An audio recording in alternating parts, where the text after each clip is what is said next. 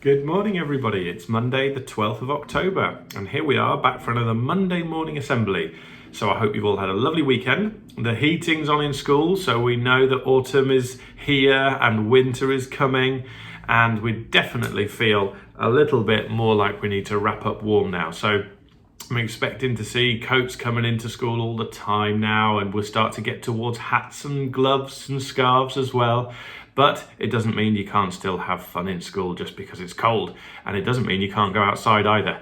So let's get on with just a couple of messages before we start. I want to remind you, please, to take your things home with you. A couple of people losing their jumpers or drinks bottles or leaving bits and bobs behind, and I tell you what, it drives parents bonkers. It really does. When they send you to school with things and they've got their name in them, all they want you to do is bring them home. So please look after your things, everybody, and don't forget to take them home. Whatever you bring, you should take home. And the other announcement is just to remind you, everybody, to keep washing your hands as well as you have been. You've been terrific at this since we've come back to school. Just make sure that you're always washing your hands really thoroughly and in the way that you've been shown by your teacher and on the posters all around school. Just make sure you're doing that, because that's the best way to kill the disease, and you're doing a great job of it. So let's get on with our emotion card. You can see that today's emotion card is the word regret. Now, you've had a few other emotions so far, just tracking back over the ones we've had already, because once you've learned it, you should know what that word means if you can remember it. So the first ones that we've had have been valued, feeling valued by somebody or feeling valued in yourself. We've had wary, when you're feeling a little bit nervous or wary. We've had bored, and now we've got regret. And I think the word regret sometimes gets a bit of bad press. Regret doesn't always have to be a bad thing. You feel bad when you feel regret. Certainly you do. You feel really upset. Sometimes you feel that hot flush that makes you feel all tingly because you feel like you've done something you wish you hadn't done, or maybe you haven't done something that you wish you should have done. And that's what makes you feel regret.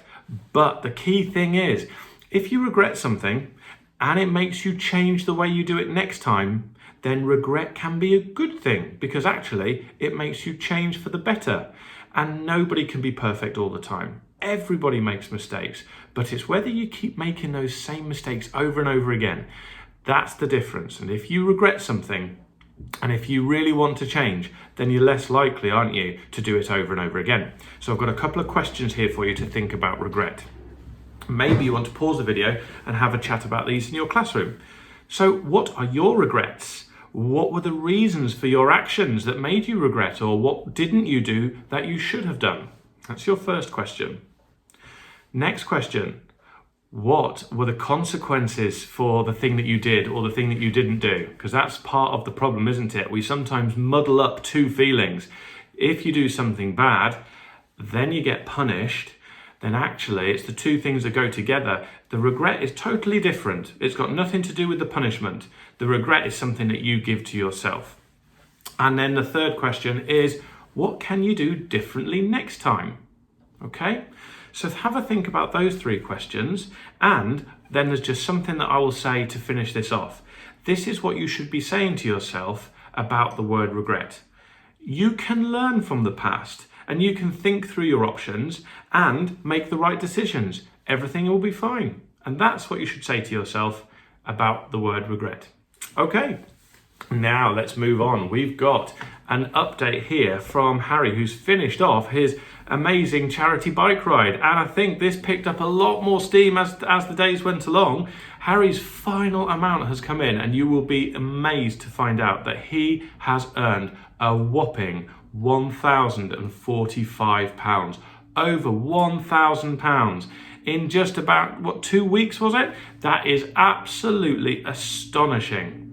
I can't believe it, Harry. You should be so proud of yourself. It was a little seed up here, and you made it come true. And not only that, but you've made a huge difference. I think everybody that's seen the photos has been really impressed by you, and you've given me a little bit of an idea for something that I will hopefully be putting up in my office in the next few weeks. So you'll see that when it comes. Well done, Harry.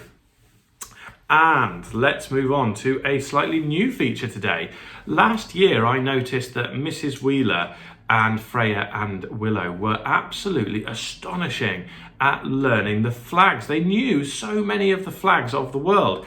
And I used to love looking at the flags when I was a little boy. When the Olympics would come on or when the World Cup would come on, I would know all of the flags. Well, I thought I did, but there's lots of countries around. So what we've decided to do is do a few of these each Monday morning. If we can try and fit them in, they'll be in every Monday morning. And what you've got to try and do is see how many of them you can learn and remember as we go along. And who knows, there may even be prizes for those children that do the best. So we're going to start off with 4 today, and I've got 4 simple ones.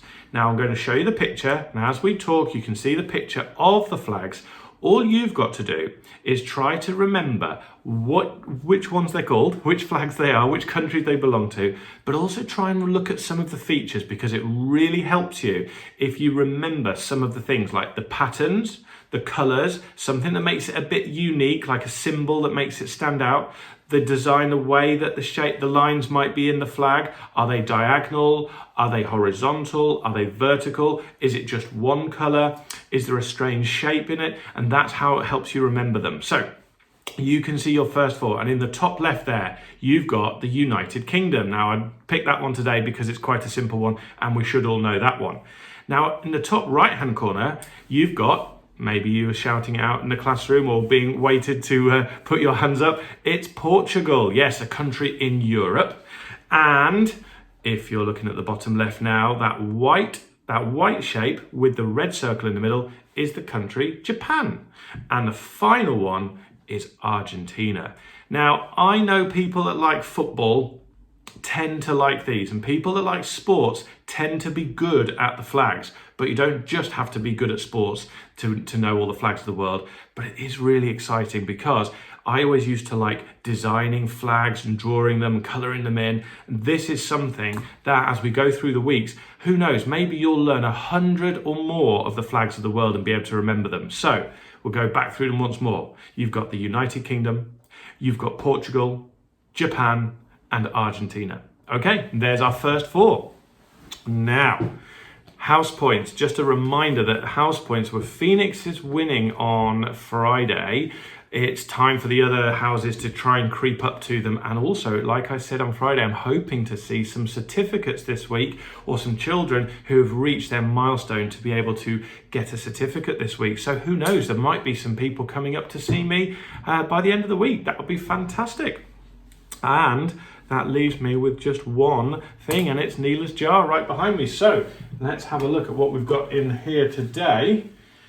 Okay, we've got either a joke or a riddle or a message of inspiration from Neela. Let's have a look. Okay, we've got another riddle. So listen carefully, let's see what it says. I am the beginning of everything, the end of everywhere. I'm the beginning of eternity and the end of time and space. What am I? Now that's quite a grown-up one, so I think children in Key Stage 1 might find this one a little bit tricky, but I'm going to read it once more. I am the beginning of everything, the end of everywhere.